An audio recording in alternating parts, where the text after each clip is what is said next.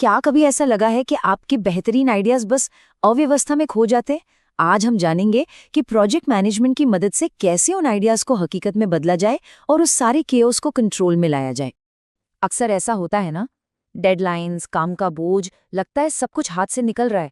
अगर ऐसा महसूस होता है तो आप अकेले नहीं हैं। अच्छी बात यह है कि कुछ ऐसे तरीके हैं जिनसे चीजें आसान हो सकती हैं। तो सबसे पहले ये समझते हैं कि आखिर ये प्रोजेक्ट होता क्या है। देखिए, ये कोई रोज का काम नहीं है। सोचिए, एक नया मोबाइल ऐप बनाना है। इसकी एक शुरुआत होगी, एक अंत होगा, और इसका मकसद है एक यूनिक चीज बनाना। बस यही एक प्रोजेक्ट है, एक खास मिशन। हर बड़े प्रोजेक्ट की शुरुआत एक छोटे से आइडिया से होती है, एक चिंगारी से। पर सवाल ये है कि बेहतरीन आइडियाज आते कहाँ से हैं? क्या ये बस यूं ही आ जाते हैं या इन्हें ढूंढने का कोई तरीका भी है? चलिए पता लगाते हैं। देखिए, प्रोजेक्ट के आइडिया आने के मोटे तौर पर दो रास्ते होते हैं। पहला है टॉप डाउन, मतलब आइडिया ऊपर से, मैनेजमेंट से आता है। ये तरीका तेज होता है, इसमें दिशा बिल्कुल साफ होती है। दूसरा है बॉटम अप, जहां टीम के लोग जो जमीनी हकीकत जानते हैं वो आइडिया लाते हैं। इसमें ज्यादा इनोवेशन की गुंजाइश होती है। दोनों ही अपनी अपनी जगह काम के हैं। अच्छा, तो नए आइडियाज पैदा करने के भी कुछ मजेदार तरीके हैं, जैसे एट्रीब्यूट लिस्टिंग। इसमें हम किसी चीज को देखते हैं और सोचते हैं कि इसे और बेहतर कैसे बनाया जाए। फिर है ब्रेनस्टॉर्मिंग, जहां सब लोग मिलकर बिना किसी रोक टोक के अपने सारे आइडियाज सामने रखते हैं। और एक और है डेल्फी तकनीक। इसमें एक्सपर्ट्स से अलग अलग राय ली जाती है ताकि सबसे अच्छा रास्ता निकल सके। एक बढ़िया आइडिया मिलना तो बस शुरुआत है, वो एक बीज की तरह है। अब उस बीज को फलने फूलने के लिए सही जमीन, सही ढांचे की जरूरत होती है। तो चलिए देखते हैं कि अपने प्रोजेक्ट के लिए सही ऑर्गेनाइजेशनल स्ट्रक्चर कैसे चुनें।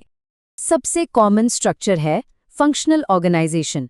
मतलब फाइनेंस डिपार्टमेंट अपना काम कर रहा है, एचआर अपना। इसका फायदा यह है कि हर कोई अपने काम का एक्सपर्ट होता है, लेकिन मुश्किल तब आती है जब इन अलग अलग डिपार्टमेंट्स को मिलकर काम करना पड़ता है। तालमेल बिठाना एक असली चुनौती बन जाता है।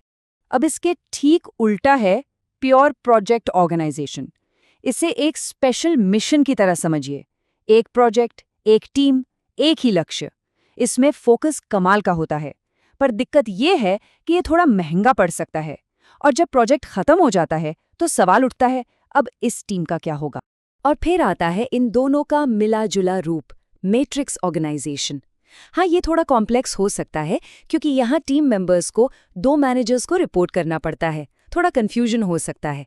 लेकिन इसका सबसे बड़ा फायदा ये है कि कंपनी के सारे रिसोर्सेज का बेस्ट इस्तेमाल होता है, एक्सपर्टीज भी मिलती है और प्रोजेक्ट पर फोकस भी बना रहता है। ये बात बहुत गहरी है। चुनौती सिर्फ एक मैट्रिक्स ढांचा बनाने की नहीं है, बल्कि मैनेजर्स के दिमाग में एक मैट्रिक्स बनाने की है। मतलब कागज पर चार्ट बना देने से कुछ नहीं होगा। असली बदलाव तब आता है जब मैनेजर्स की सोच बदलती है, जब वो मिलकर काम करने और जानकारी बांटने के लिए तैयार होते हैं। ठीक है, तो स्ट्रक्चर तो बन गया, लेकिन कोई भी ढांचा अपने आप काम नहीं करता। उसे चलाने के लिए लोग चाहिए। असली खेल तो टीम का है। तो अब बात करते हैं कि एक विनिंग टीम कैसे बनाई जाती है। एक अच्छी प्रोजेक्ट टीम बिल्कुल एक ब्लॉकबस्टर फिल्म की कास्ट की तरह होती है। प्रोजेक्ट स्पॉन्सर वो प्रोड्यूसर है जो पैसा लगाता है और विजन देता है। प्रोजेक्ट मैनेजर उस फिल्म का डायरेक्टर है जो सबको साथ लेकर कहानी को आगे बढ़ाता है। और टीम मेंबर्स वो एक्टर्स हैं जो असल में स्क्रीन पर जादू बिखेरते हैं। इन सब के बीच का तालमेल ही हिट फिल्म, मतलब एक सफल प्रोजेक्ट की गारंटी है। एक महान प्रोजेक्ट मैनेजर की पहचान ये नहीं कि वो खुद कितना काम करता है, ना, उसकी पहचान इस बात से होती है कि वो अपनी टीम से कितना अच्छा काम करवा पाता है। और यहीं पर आती है डेलीगेशन की कला, यानी काम सौंपना। लेकिन ये सिर्फ ऑर्डर देना नहीं है। काम सौंपते वक्त दो शब्द बहुत जरूरी हैं, जिम्मेदारी और अधिकार। जिम्मेदारी का मतलब है काम करने का वादा, और अधिकार है उस काम को करने की आज़ादी, वो चाबी जिससे दरवाज़ा खुलेगा। सोचिए, अगर किसी को दरवाज़ा खोलने की जिम्मेदारी दे दी पर चाबी नहीं दी, तो क्या वो काम कभी पूरा होगा? कभी नहीं। चलिए, अब अधिकार देने के अलग अलग लेवल देखते हैं। ये भरोसे की सीढ़ियां हैं। लेवल 1 सबसे निचला पायदान है। आप बस कहते हैं, जाओ इस प्रॉब्लम को देखो और मुझे सारे फैक्ट्स बताओ, फैसला मैं करूंगा। यहाँ आप सिर्फ जानकारी मांग रहे हैं। लेवल 2 पर भरोसा थोड़ा बढ़ता है। अब आप कहते हैं, इस मामले को देखो और मुझे बताओ कि क्या-क्या ऑप्शन है।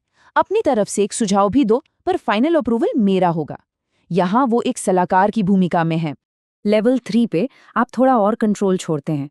इस पर रिसर्च करो और मुझे बताओ कि तुम क्या करना चाहते हो। मेरे हाँ कहने तक कोई एक्शन मत लेना। यहाँ पहल उनकी तरफ से आ रही है, लेकिन ग्रीन सिग्नल अभी भी आपके हाथ में है। अब एक लंबी छलांग लगाते हैं सीधे लेवल 5 पर। यहाँ भरोसा काफी ज्यादा है। आप कहते हैं, एक्शन लो, काम खत्म होने के बाद बस मुझे बता देना कि क्या किया और नतीजा क्या रहा। देखिए, यहाँ आप उन्हें काम करने की पूरी आजादी दे रहे हैं। और आखिर में आता है लेवल 6, भरोसे का शिखर। इसका सीधा सा मतलब है, ये काम अब तुम्हारा है, एक्शन लो, मुझे दोबारा बताने की भी जरूरत नहीं है। ये वो लेवल है जहाँ सही मायनों में टीम को एम्पावर किया जाता है, और यहीं पर कमाल की टीमें बनती हैं। तो देखा आपने, हमने कहाँ से शुरू किया था, एक आइडिया की छोटी सी चिंगारी से, और अब हम एक मजबूत एम्पावर्ड टीम तक पहुंच चुके हैं। अब वक्त है इन सारे हिस्सों को एक साथ जोड़ने का और उस केओस पर पूरी तरह से कंट्रोल पाने का। पूरी यात्रा को बस इन 4 शब्दों में समेट सकते हैं: आइडिया, स्ट्रक्चर, टीम और एक्शन। सबसे पहले एक बेहतरीन आइडिया सोचें, फिर उस आइडिया को सपोर्ट करने के लिए सही स्ट्रक्चर चुनें। इसके बाद सही लोगों को लेकर एक मजबूत टीम बनाएं और आखिर में उस टीम पर भरोसा करके उन्हें काम करने का पूरा अधिकार दें। तो अब सारे टूल्स आपके पास हैं, प्रोजेक्ट मैनेजमेंट के सारे औजार। अब सवाल ये नहीं है कि इन टूल से क्या हो सकता है, सवाल ये है कि आप इनसे क्या बनाएंगे। केओस को कंट्रोल में लाने की ताकत अब आपके हाथों में है। अगला कदम आपको लेना है।